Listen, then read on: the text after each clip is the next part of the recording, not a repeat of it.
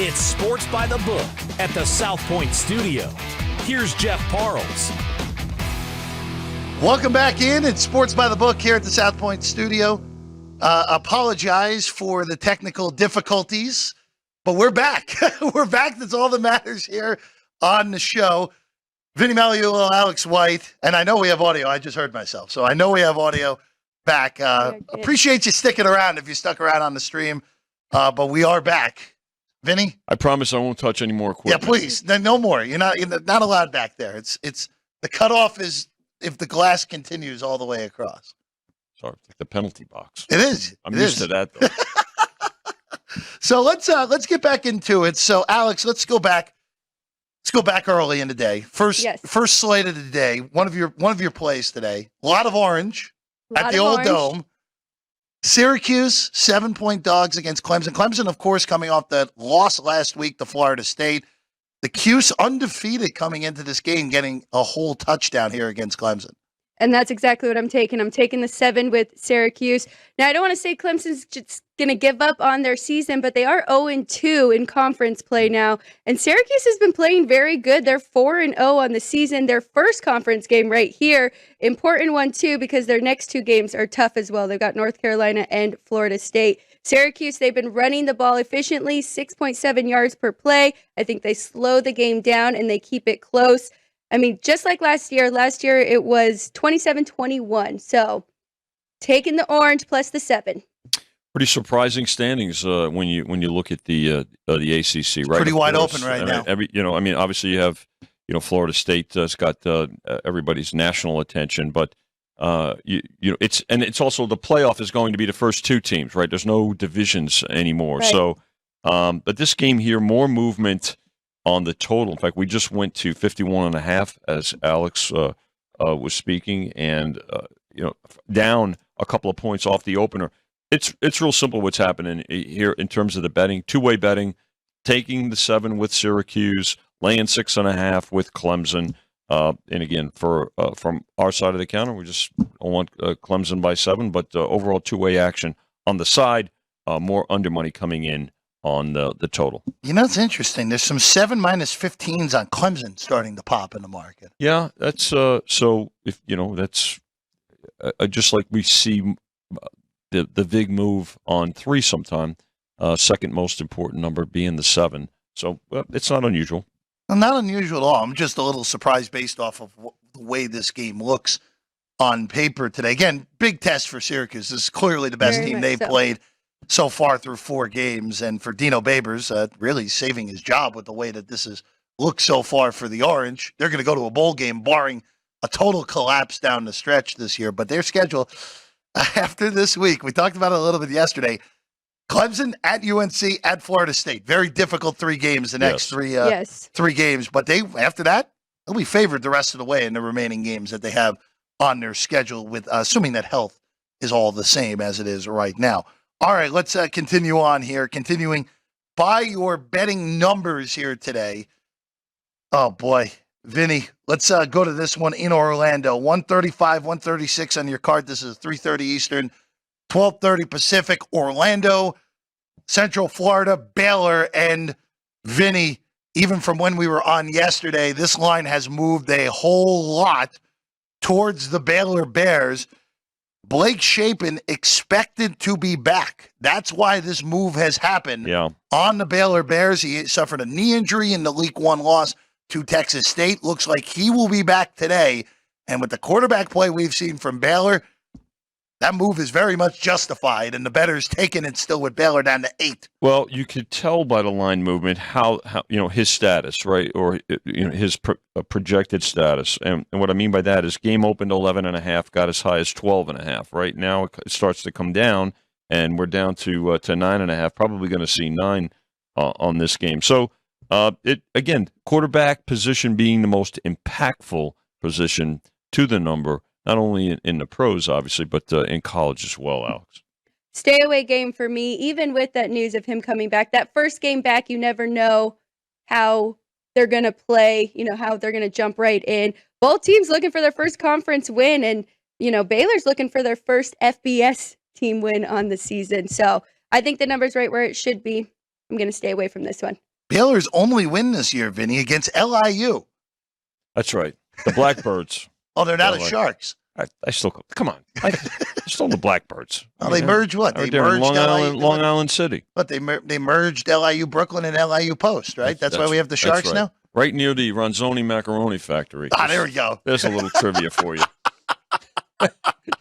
Cash that ticket if you have that mentioned today. Bing. Big old button push there, right there. All right, let's keep it in the Southeast though. Tennessee, South Carolina, late game here.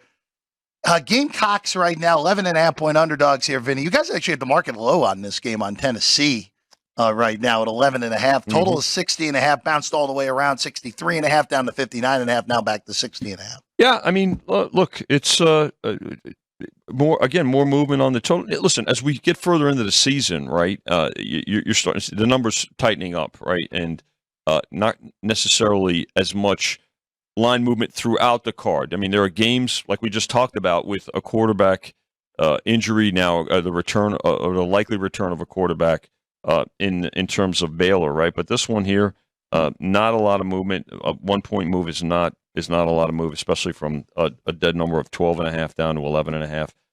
But again, under money showing, and at 60.5, probably going to get to 60 real soon. By the way, Central Florida just went to 8 as we speak. Dead number, as you mentioned, so I didn't have a play here. I could be convinced to take South Carolina plus the points. I have been impressed with how they played this season, coming off that 37-30 win against Mississippi State. And they played really tough against Georgia, losing that one 24-14. Tennessee, they lost to Florida as a 5.5-point favorite. I don't think that defines them either, so staying away from this one. Nope, nothing for me here. I don't really like any team in the SEC East other than Georgia this year. Well, there's a lot of that sentiment, but Georgia too has, I think, just like Michigan, where everybody's waiting to see Georgia, show what was expected of them, right? So, but yeah, I mean, Georgia's still the top. Alabama is, by the way, I mean, obviously on the other side of the conference, but still, Alabama has shown more of what they did last week. We'll find out about them today, but still waiting for Georgia to be Georgia, I guess. Georgia gets Auburn later today. We'll get to that game as we go through the show here on Sports by the Book. Let's go to one, Alex. You have a play here. Noon East, Lexington, Kentucky, 139, 140 on your card. Gators, Wildcats.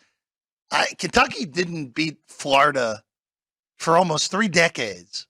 And now it's evened out a little bit in this quote-unquote rivalry, Vinny. Well, under Stoops, right? Yes, I mean, Kentucky, Stoops, yes. The Wildcats have done some really good things in recent years. By the way, they're undefeated, right? And people, we know that Rupp Arena sells out every basketball game, but I have to tell you, at Kroger Field, they draw very well under the Stoop in the Stoops area here, and these and then Kentucky has done well against Florida under Stoops. Now, it's been all about Florida in the betting. We did open at 2.5. Alex, I know you have a play on Kentucky, and I'm sure you laid the best number. I did. I laid one with Kentucky. Atta girl. It's funny you bring up basketball. I've got a couple plays on the Blue Blood teams here in September on football, but I like Kentucky, like you just said, Jeff. I mean, they're 3-2 in the last 5, 2-0 against Florida in the last 2, and their defense has been a very strong unit for them, allowing just 2.6 yards per rushing attempt. I think they get it done today in Kentucky. Back just on the total, Jeff, just back and forth on the total from 44 up to 45 and now at 43. So two-way action on the total. This is one of those where the number, obviously, and look, the number is always important. That, of course, I'm going to go master the obvious statement there for me. But there were 3s in the market earlier in this week. And I thought at 3, it was a take on Florida. Right. Now that we're sitting at 1, I have absolutely no interest in getting involved here. I understand, like, if your numbers pop Kentucky, all right, you're laying either a very short money line or you're laying 1 here. That's a dream if your numbers pop Kentucky here, that it went towards what you wanted to bet anyway. Right, exactly. And isn't it funny that Florida is They're ranked 22nd right now, but Kentucky is favored here in Vegas. So that kind of makes me think, Vegas knows a little something. Polls don't determine prices. Yes. Get those shirts ready. That's right. I'll say this also, and again, you just brought up the point of all points here. Just when you're handicapping, and your numbers prove it out here too, Alex, just the number in front of the team does not matter. Right. Does not matter one bit.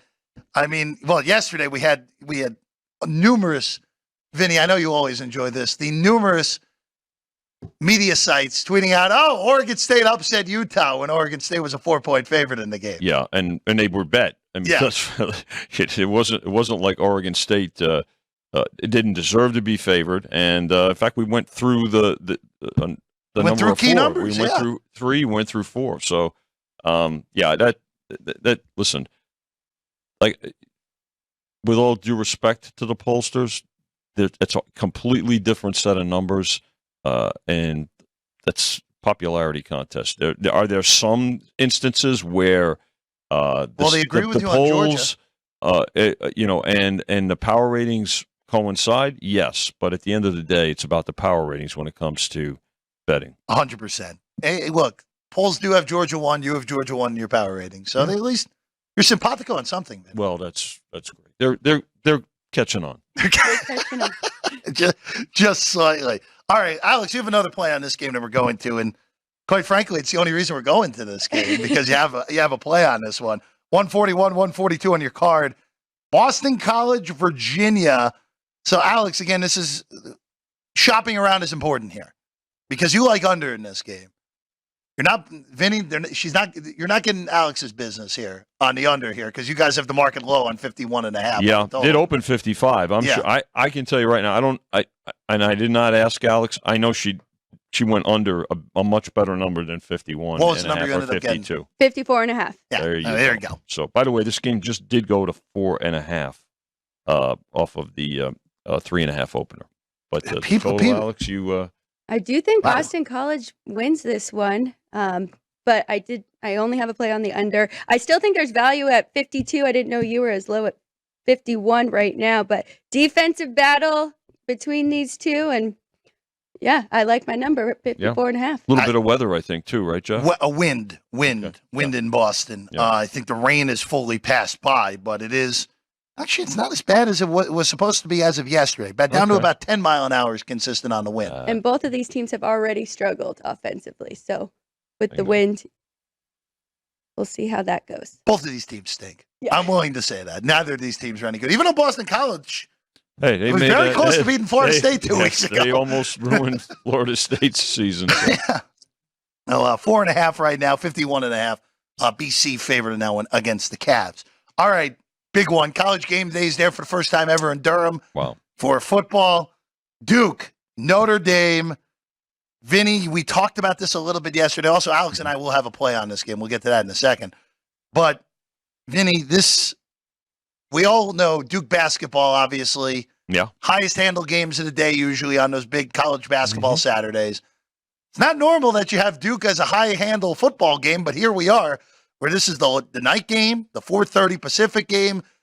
A lot of these days are going to go through Duke and Notre Dame here today. Well, it's interesting, right? When you think about it, right? We talked about Kentucky now being having a nice football program as well as their basketball program. We're mentioning Duke. We're going to get to Kansas in a little while too. Yeah. I'm sure global warming's got a lot to do with all of this topsy-turvy and changing of the guard, if you will, or adding to the guard, right? But in all seriousness, the thing about this game is I want to see how Notre Dame responds. I mean, Duke is going to be sky high, but Notre Dame really it looked like they were going to beat, and they probably should have, by many accounts, last week should have beaten Ohio State. But here's a game that is toggling back and forth between a dead number, 5.5, and 6. Dead number being very difficult. It doesn't really usually fall that much. How many times do you see a 5 even in college? So you've got folks laying the 5.5. We're at 5.5 right now with Notre Dame, taking 6 with Duke. Total on this game 53, was as high as 54 and as low as 52. So not as much movement on this total, Alex. So I actually have 5.5 with Duke. I don't know what number you got. Same. Okay. I missed it. The 6 was not out there long. I did not get it in time. Me either. And, I was on Notre Dame last week. That is a really good football team, very good quarterback, but we also have a very good Duke team here getting the points at home.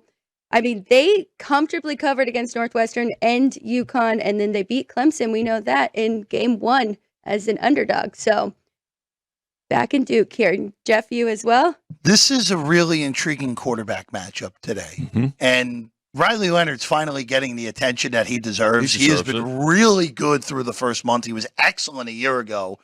I mean, look, we talked about this a little bit yesterday. Mike Elko inherited a program where David Cutcliffe did an incredible job for as long as he did, but it was time. It was time. It had run its course for Cutcliffe. And Elko comes in, a team that last year was projected to have a win total sub 4. I think it was a 4.5, 3.5 last year. We had them conference wins even lower. They were not projected to be good. They make a bowl last year and come out of the gate this year. They already beat Clemson, as you said, Alex, and that game clearly the right side in every which way you looked at it, straight up, spread everything. And Vinny, the telltale sign of a well-coached team is what happened last week. Unbelievable look-ahead spot for Duke. There's no letdown with this Duke. And they went on the road as a 3-touchdown favorite against UConn. Then, look, UConn is bad again this year. But that game was never in doubt, and the cover was never in doubt in that game. Right. That's a good point, Jeff. So this is a really well-coached team. And for Notre Dame, the main reason that I have – look, the numbers that I had did not justify a bet here. It was Notre Dame 4.5, which normally I'm not running the window for a 1-point difference. It's just not the way that I usually bet. But the way Notre Dame lost last week, they were the better team in that game, and they should have won that game. And you have 10 guys on the field on the most critical play of your season. You lose because of that. And now you go on the road to a team that's good. I just don't know how 19, 20-year-old kids will respond going on the road for, look, I know it's weird to say because we looked at the Clemson game and said, Duke, all right, that's Duke's Super Bowl this year. No. This is the Super Bowl now for Duke. It's Notre Dame with a chance to end Notre Dame's season, basically, Vinny. Well, no question, right? They can't afford another loss, but we'll find out. They're well coached too, right? So to see how they respond. So this is going to be a telltale game for a lot of reasons. Good football game, very good. And it's critical, obviously, when we start looking at teams that are potentially going to make the playoff, the fourth. This is the last year of the 14 playoff.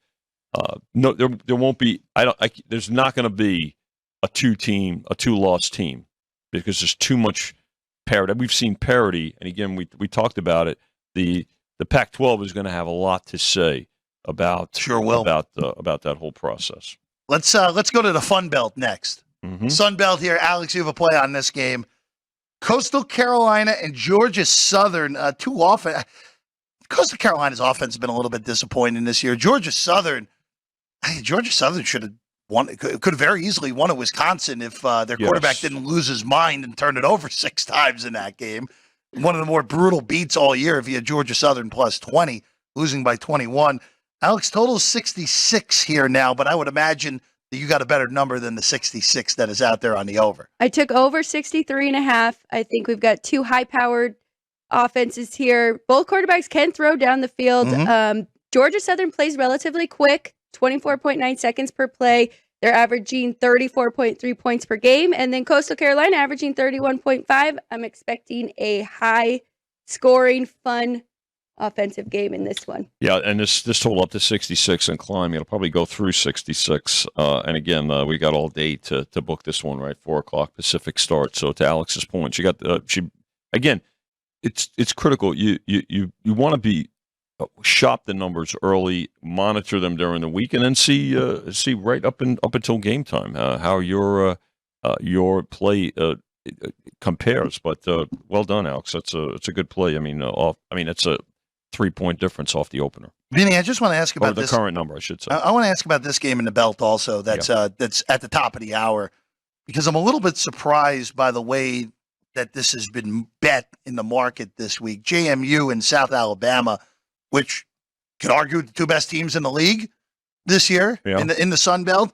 James Madison still not eligible for conference championship games or bowl games because the NCAA rules are ridiculous. Yeah, there's a transfer portal where players are now immediately eligible, but now the team's not eligible to play in a bowl game, even though they're. Yeah, go ahead. What they've done is unbelievably impressive, moving up a level. Yeah. Absolutely. I'm a little surprised the Jaguars have taken the money here. Down to 2 on JMU here. They're still taking the money. We're starting to see some 1.5s out there. So and 48 on this total. Not a whole lot of movement on this total as much as the Coastal and Georgia Southern game. But yeah, I mean the move is to take the points. So they took 3 and 2.5. Now they're starting to take 2 as well.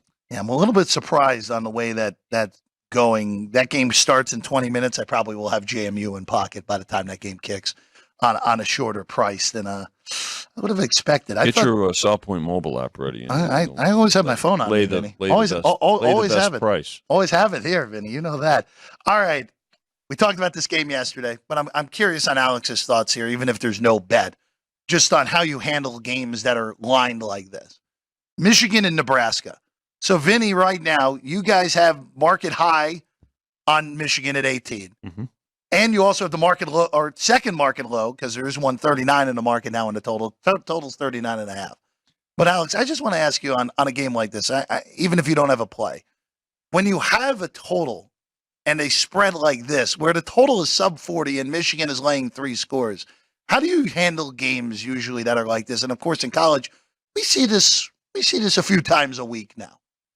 Yeah, I don't know, because I was actually thinking about that this week. There is more of a lean, right, to the over-under when the spread's this high. But I couldn't recall. Can you, how do you? How do I? Yes. So for this game, and well, first of all, it starts with who do you like in the game? Right. That's right? number one. I mean, It comes down to, look, if usually we see these type of lines, it's very rare we see them in conference games like this. And we have 2 Big Ten games. We talked about Penn State and Northwestern earlier, where similar sort of situation, lowish total, huge number with Penn State laying. In Michigan, the total's lower and the spread is 8.5, 9 points lower, depending on where you're looking right now. For me, it comes down to what Vinny said. Who do I like in the game first? Now, in this game, Michigan has been unimpressive, even though they're 4-0. They haven't covered yet. Nebraska's offense is a disaster. And if Nebraska's turning the ball over against Colorado's defense, what are they going to do against Michigan's defense? So this is one of those where, in my head, it's like, this total's so low. I feel kind of obligated to take the underdog, getting 18 points. I'm staying away because it's like, okay, 24-3 is very realistic here. 27-3, 27-6, because Nebraska's offense against an elite defense could very easily get held to single digits. And this is the best defense that Nebraska's faced so far. Not even close, yeah. Right? I mean, and same with Michigan. Yeah. Right? I mean, so on the unfortunate part for Nebraska is that their defense is on the field a whole lot. So as the game progresses and you get into that fourth quarter, you wind up you wonder if they're just going to be worn out. But the game has gone back and forth. They took the 18 all the way down to 17, and now it's back up to 18. So I mean, but when is Michigan? We talked about it earlier with Georgia. When is Michigan going to be the Michigan that everybody anticipated going into the season? It was a good question. Those two. So this is a game here too that that the Nebraska faithful are going to be out in Lincoln. They've won a couple of games in a row against certainly lesser competition, but it starts with who do you like in the game when it comes to not only obviously the side, you look at the points, but particularly when it comes to the total as well. So, but this total originally was bet up too from 39. So, I mean, we opened at 39. It got as high as up 40.5, 41, and now it's come down. So that's interesting because I do have a lean towards Nebraska taking the points, but as you mentioned, their offense is a mess, and they still have question marks at the quarterback position. And then I did make the number a little bit higher, but I stayed away from that over as well because I can see this being a shutout, or maybe they score one touchdown. Vinny, obviously, guys are doing team totals for the NFL now. Yeah. MLB. Is there a thought of doing bigger, like quote unquote, bigger game team totals in college football? Well, what we do is put up the prop, team to yes. score. We have the two props, Yep. right, that work for us for here. One of them is who's going to be the highest scoring team of the day, and you can take a price there. But you can also take which team is going to score first by time. And when I say first, time of possession in the game, not time of day. And people are getting used to it. There's some folks that still, get a little bit still struggle with that concept. With that, hey, look, looking at their watch. Don't look at your watch when it comes to the first score of the day. So those two, it's it's a situation where those work better in terms of the NFL. We put those up as well, but there's so much more interest too, right? And the other part is folks get involved with the college in-game totals, as well. And you have and that's the opportunity you have here too with the Michigan-Nebraska game. Let's go to a game that starts in about 15 minutes. Boulder, Colorado, 10 a.m. local time, Vinny. Yeah, right.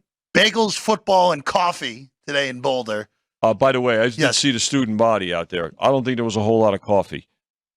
There's something mixed into the coffee if there is coffee. Maybe some Baileys in coffee, but good for those kids. Yeah, absolutely. Maybe some schnapps. You never know there, Vinny. Regardless, Colorado, USC, we knew Travis Hunter wasn't going to play. Shiloh Sanders is out with a kidney injury as well for Colorado today. Yeah, the only Sanders that's active is Dion. Well, no, Shador is there. Well, yeah, that's true. So, Vinny, I'll ask you this real quick. Important position, but I would say that's right. Hunter is still out too, though. So USC's 21.5. It bounced between 21.5 and 22 early this morning, back to 21.5. So obviously the buy point has been 22 on this game. And for the total, I mean, we're dealing with a ridiculously high total, but you guys opened at 73.5, and with a little bit of toggling around, you're right back to it. Yeah, I mean, look, overall two-way action. Now, I will tell you that there's still the folks out there. We've taken Colorado money line action all season long, and there'll be some sprinkling of it. I mean, will folks, will the Colorado backers take the 22? Yeah, and they'll sprinkle in a little bit of the money line as well. So, but this one, I think with the defensive injuries to Colorado and SC's ability to score, I think that's what drove it up a little bit this morning. So, and by the way, this total you mentioned, 73.5, that's probably 74s out there. We'll do individual college totals as we get further into the season, on the bigger games, and the marquee games. So we'll just continue to add. I mean, we've added some different props this year, and they've been received well. Colorado could not stop Oregon at all last week, and I'm assuming that happens again, especially with the defending Heisman winner Caleb Williams. I am not betting against him here. I do understand the total. I have not gone over it. Probably going to pass on this game just like I did last week. I would only play the over. Well, if you're going to play the over, no, I know you got to do it. Probably play it now. No, you got to do it. We're approaching 75 in some spots. Yeah, no, there's a bunch of 74s that just popped in the last few moments. Yeah, we'll probably get that. There is still a rogue 73 out there. Where could that be? Yeah, there's a rogue 73. Get your app in action. A few paces behind me right now. Wow. Look, Herbie this morning on College Game Day, I told you this immediately, said that USC is going to put up 63 on their own, Vinny. Wow. Which if USC puts 63 on their own on Colorado, that game's going way the heck over. I'm sure. But here's the deal. Colorado, this is the best offense Colorado's seen by a wide margin. I know Oregon is a really good football team, but this is a different type of offense that USC has with the best quarterback in America by, to me, a pretty significant margin in Caleb Williams. USC winning this game 59-20-27, something like that, feels about right to me. I can't get there on laying the points with USC because when you're having to lay that many points as a road team with a horrible defense, that's still a lot to ask for me. So that's why I wouldn't look at laying USC this morning. Well, I think SC doesn't play a whole lot of defense. Yeah, horrible defense. Oregon's defense is better than SC's Oh, that's not defense. even for debate. Oregon's defense a legit top 10 defense. But they don't mind. SC is a team that doesn't mind getting into a shootout. So the way they press the ball downfield. Speaking of Oregon, I want to bring this game up real quick, Vinny. Oregon and Stanford, obviously not a very intriguing game because of what Stanford is this year. You opened 27.5. It's now 27. Total's been dipped down from 61 to 59. The only reason I'm bringing this up is I did take Stanford. This is an ugly, ugly, ugly underdog here. But it is very hard to get up back-to-back weeks, especially with all the attention that game got last week. Yeah. And everything that Lanning said that got put out in the public, which no issue with anything he said at all. I know people are getting aggravated, but people like getting angry at a lot of nonsense at this point these days. But Vinny, this to me, and look, if Oregon goes out and destroys them, so be it. Oregon is a much better football team.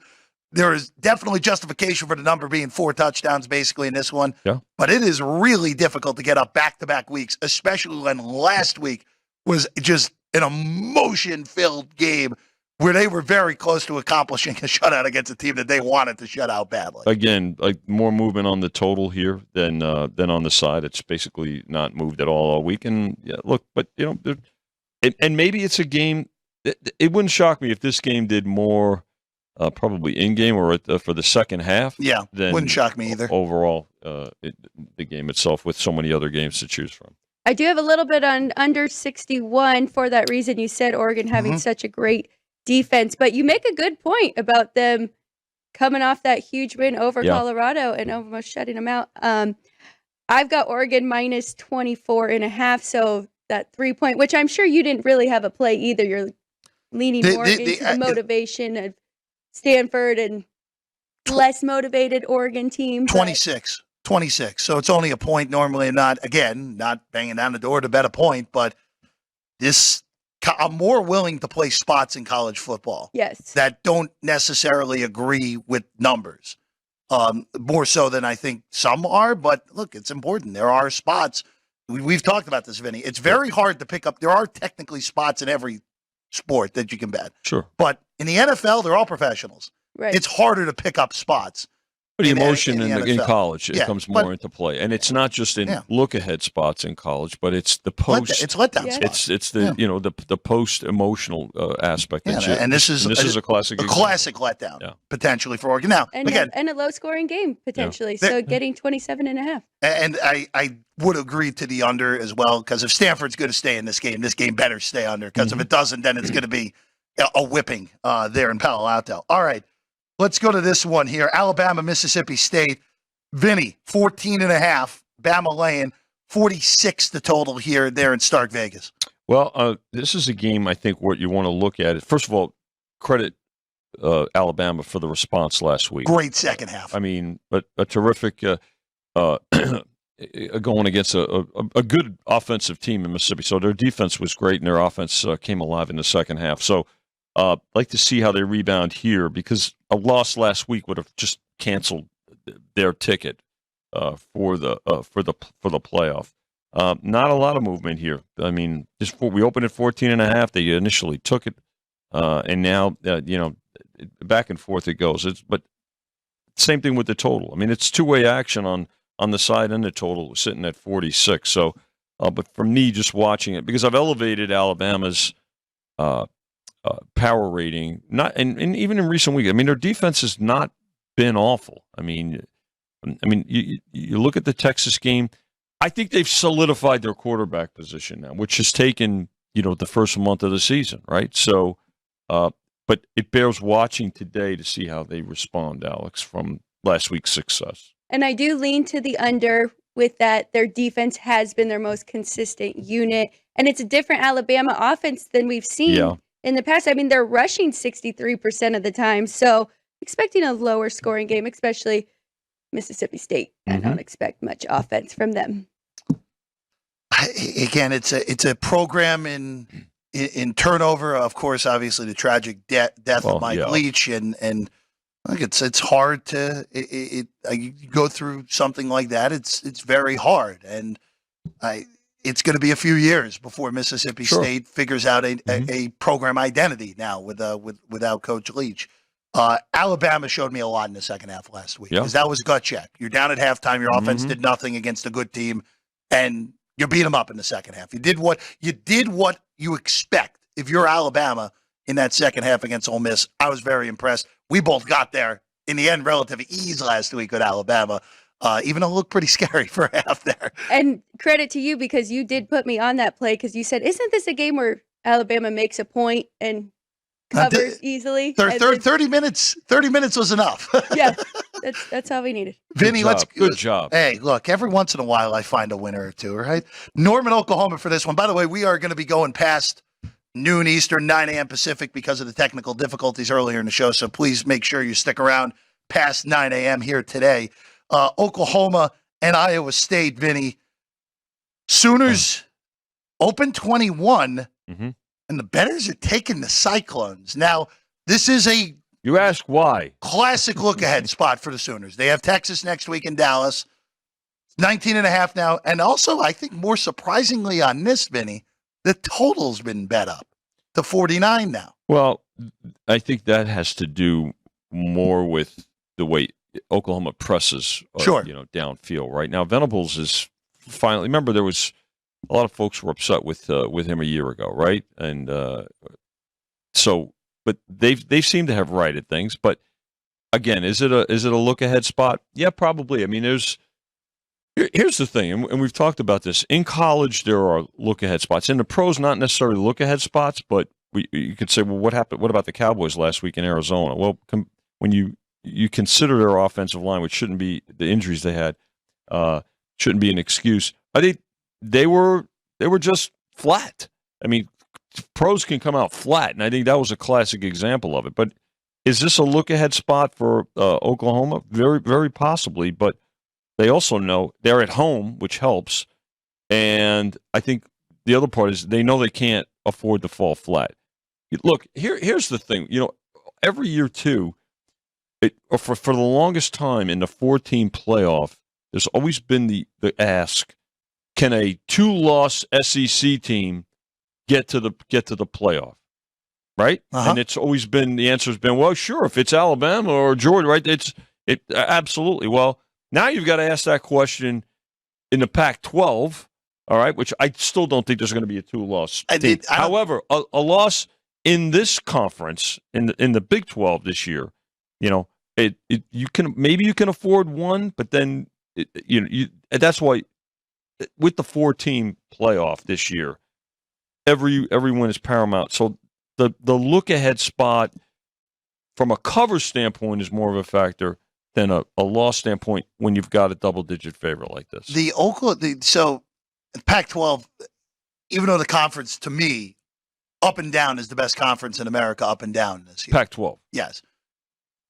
I'm not even sure a one-loss champion's getting in this year because of what has gone on narrative-wise. And I don't think that's fair. I think that would be completely insane if a 12-1 Pac-12 champion, especially if it's SC, Washington, or Oregon, gets left out. Right. But I could see it happening if the right congruence of events happens around it. I'll tell you what's going to help the Pac-12 this year, and what's hurt the Pac-12 is their TV package and the pollsters who, the voters who in the committee, they don't watch them. They didn't watch them as much. They're watching them now. They're watching them now, and that's a byproduct, really, not only of the whole conference's success, but what Deion Sanders has 100%. done for Colorado. Absolutely. So I have to tell you, if every Pac-12 team has got to give Deion Sanders a thank you for bringing the attention onto them and making them as more relevant this year than in years past, and they deserve it. They're a good team. 100%. Let's. Really go ahead, quick Alex. about this game. I like Oklahoma here, and to your point about being well coached, this is a huge opportunity for them to go out and show who they are. 4-0 straight up, 4-0 ATS, but they haven't had a whole lot of competition. This Iowa State team, we'll see how they do here and if they can cover. So I would lean more towards Oklahoma than taking the Cyclones here. The one thing I will say that scares me a little bit with Oklahoma is watching BYU after a half of football where they did nothing, and then for 2 quarters just marching up and down the field on Cincinnati. Oklahoma only put 20 on Cincy last week. That kind of I'm just curious to see how good that offense is once we start seeing them play better teams. Well, I don't think this is the same. I don't think this is the same Oklahoma offense we've seen in the past few years. But, and this is a big but, Oklahoma's defense looks legitimate. Well, it's Venables now. Venables, these are right. So he didn't have these are his players now. Yeah, this is his team. Unlike last year where they were under 500, which kind of unfathomable for Oklahoma. Yes. All right, Alex. Both of us have a play on this game that we're going to next, but we have different plays on this. You're on the total. I'm on a side in this game. Houston, Texas Tech. Texas Tech is now on the backup quarterback. Morton is in there. Show broke his fibula last week in Morgantown. His season's done. This is now behind us. South Point actually is the market high on Texas Tech at 9. It's mostly 8.5 in the market, with the total right now being 52 on Houston and Texas Tech and Lubbock. I like the over here. I'm looking for 51 or 51.5, but two very fast offenses, up tempo. Houston just 24.3 seconds per play, and Tech even faster than that, 21 seconds, averaging 150 plays per game, which the average in college football is about 135. So 4-point drop off from their starting quarterback to Morton, both on the side and the total, but still have that total at 55. So I'm looking for over 51.5. Pretty good two-way action on both, 9.5 on the side and the total, 9.5 to 9. You said more money coming in on the dog. I could see that as we get closer to kickoff at 12:30 Pacific, and 52. Alex, good breakdown too with rating the players. And again, if you're going to rate players, you start with the quarterback position. So how you assign that point value to them is important in your handicapping. Well done. I took 10 earlier in the week. I still think it's good down to 7.5 on Houston. It is really difficult with the way Texas Tech's offense has operated this year, even at full strength, to expect a guy who really struggled a year ago when he played in order to lead this offense and cover a number over a touchdown. And yes, this is a conference game now. And yes, I have Houston power rated as the worst team in this conference. But this is a lot of points to be you have to lay with Texas Tech in this spot. This is squarely a number play for me on Houston.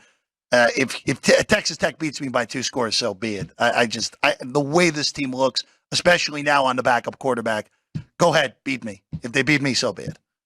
I don't mind it. I like Houston. I think they're a physical, feisty team. I think they can hang in there with Texas Tech, especially with their backup quarterback. Let's go to the Plains here. Auburn, Georgia, 3:30 Eastern, 2:30 local time. Jordan Hare for this one, Vinny. 14.5, 45. Georgia favored on the road. That 14.5 has not moved all week. Two-way action. How about that? There we go. 45 on this one. This has come down a little bit. I think predicated on Georgia's defense and Auburn's really, their offense is not the offense that Georgia's is. But again, still waiting to see Georgia get in that 4-quarter dominating mode. Again, we adjust power ratings from week to week, and Chris and I were very similar on ratings. We obviously had Georgia number 1. They're still number 1, but we had them by at least 6 points. So in some over the closest team in the beginning of the season. That has narrowed now. In fact, you can make a case for 15, 20 teams within 5 points, 4 points of each other. So, but again, that's now teams. We're a month into the season. Let's see how everybody performs, particularly the big dogs, and now let's see who's moving up the ranks, particularly the teams that we talked about in the Pac-12. Alex, my numbers say Auburn, but quick story. I know they say you remember your losses the most, but you also remember your very lucky wins. And last year in Last Man Standing, it was down to 2 people. I took Auburn plus 21.5 against Alabama, won by the hook. They lost by 21. I can't see how I could take Auburn here with 14.5 against this Georgia team. So I'm going to stay away. So you didn't use them. You didn't use them this year. It's safe to say. I'm a little scarred by that, winning by the hook in that last second. Yes. Hey, whatever gets it done. Whatever gets it done. Of course, Alex winning last man standing in college football last year up at the station's properties. All right, let's 2 more games before we get out of here, Vinny. Go ahead. LSU, Ole Miss. This is the do not trust bowl for me. LSU is 2.5-point favorite in Oxford, 67.5 the total. That has been where the action has been this week, more than anything for the openers at other places. You guys opened 67, only up a half point. Yeah, not a lot of movement on the total, right? And again, here's a toggler laying 2.5 and taking 3. So no LSU by 3, Vinny. No, we don't want LSU by 3. We've had enough numbers fall for this week. Come on, Alex. Nothing staying away. You and I are in agreement here. It's just I want LSU to be the legitimate national title contender I thought they could be going into the year. They haven't shown it. Right. They got blasted by Florida State. We're lucky to beat a mediocre Arkansas team a week ago. And then on the Ole Miss side, I don't trust them to beat anyone any good, even at home. So this is the easiest stay away of the week for me. Is it an in-game? I don't think so. Maybe. Okay. I really don't. Unless if someone gets up really big in this game, and I'm getting a bloated number coming back the other way. I think that's the only way. I think that's the only way I would look to it because it's a fair strategy. Hey, look, if LSU gets up 21 points, I would imagine Ole Miss is going to have the ball down 7 late, and vice versa if that happens. They're going to both of these teams idiotic enough to let the other team hang in. All right, last one we're getting to here on the show today, Kansas and Texas. We don't expect this to be the big-time football matchup that it is today, Undefeated. Vinny. Undefeated. I would argue, Vinny, I don't know. I know the power ratings probably don't speak this out. I think there's a legitimate argument to be made that Kansas is the 3rd best team in the Big 12. I know Kansas State probably still comes out ahead of them power ratings wise. Yeah. This game will tell determine a lot, right? I think. This will determine a lot. But listen, full marks to Kansas, and Texas can't afford to look ahead to Oklahoma, correct? Right, because Kansas has been improving over the years, and again, down to 15.5 on this game. We just went to 15.5 on this game. It opened 17.5, and betting money coming in on the under from 63 down to 61. But look, Kansas deserves respect, and when you've got this kind of game, points are at a premium, Alex. I think for folks, it's difficult to lay more than 2 touchdowns with a team that's or against a team like Kansas, whose program is just turned around. Absolutely, said perfectly, Vinny. My numbers actually lean to Texas a little bit, but I might have Kansas underrated. So I'm gonna sit back, watch this one, and adjust tomorrow as needed. There you go. That's a key point. I took 17. 17. Yeah. I wouldn't play it now. You missed the boat here. 17 it was good. Yep. Numbers said even take 16.5, even 16, but now you're getting to a point now, and again, there's not much of a difference. And well, for 16, 15.5, you could very easily land 16 at this point in a college game. But I don't chase a bad number. This is also one of those where if Texas gets the ball first, scores first, you're going to get a better number than anything that popped on the pregame numbers. On Kansas, you'll get a higher. Yeah.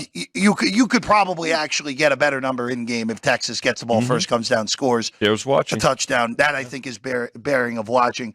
I also don't mind this game over. I really don't. 61, this has been bet to the under from 63 down to 61. These are really good offenses. And Kansas's defense scored twice last week. That's not happening again. And I would anticipate, and it's a big step up for Kansas's defense, too. This is far and away the best offense they've seen all year long. And Texas is on the rise this year. I mean, their ranking improves every week. Right now, I would say Texas is the second best team in the country from what we've seen on the field. Power ratings-wise, not the case. No. But on the field, I think they're the second best team we've seen so far this year. The talent is finally matching. The results are finally matching the talent, which has always been not a problem in Texas. The talent has just been the results. Right. But this is a really intriguing one, and I will say this, Vinny. I'm sitting on a preseason 40-1 on Kansas to win the Big 12. You're in a good spot. Bro. If they somehow pull the shocker today, I'll have the inside track to hedging out of that thing in Arlington in December. That's all I can tell you. It'll be a whole lot of fun if that came to fruition. Good for you. Good. See what happens. Well done. All right. That's all the time we have. Thanks for sticking around. We apologize for the technical difficulties earlier in the show. We got through it. Good job. You saw Vinny's hair. You saw Vinny's hair the whole way. There you go. Perfect. Right on the hair. Good job, crew. Perfect job. Brian and Jerry doing great work getting us back on the air as well. For Alex White, for Vinny Magliulo, I'm Jeff Parles. This has been Sports by the Book. All three of us back tomorrow, 9 a.m. Pacific, noon Eastern, previewing Week 4 in the National Football League. We'll see you then.